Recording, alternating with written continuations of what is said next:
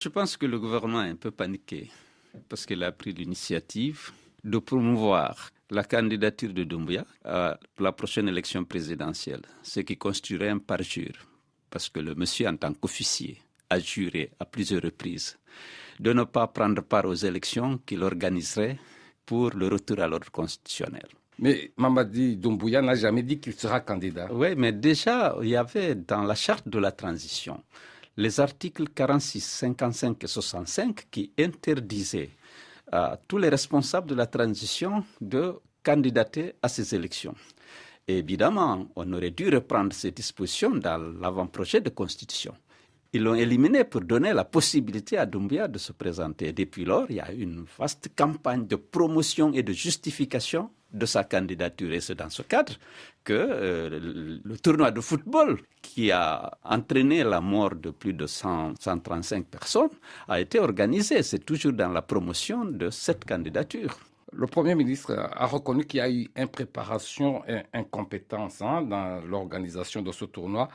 N'est-ce pas un discours de vérité qui mérite quand même d'être salué? Quel discours de vérité? Évidemment, lorsqu'il y a un événement comme celui qu'on a vécu, cette tragédie, le gouvernement doit essayer de le justifier. Mais non seulement le stade n'est pas aux normes, mais aucune disposition pour la sécurité des citoyens, des participants à l'événement n'a été prise. Et c'est pourquoi il y a eu les dégâts que nous sommes en train de déplorer aujourd'hui.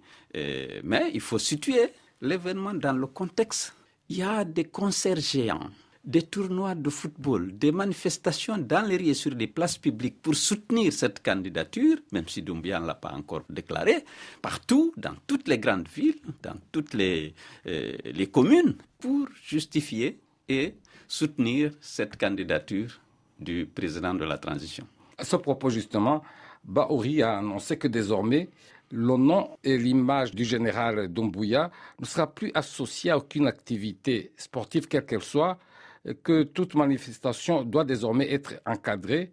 N'est-ce pas une bonne chose? Mais c'est le gouvernement et le CNRD qui avaient décidé de présenter Doumbouya comme un bâtisseur indispensable pour le développement de la Guinée, comme l'homme de la situation, d'associer le nom du président de la transition à ces manifestations qui ont cours dans tout le pays. Vous faites partie des forces vivantes qui ont estimé dès le lendemain du drame que l'agent du CNRD est, je cite, le seul et unique responsable de cette immense tragédie.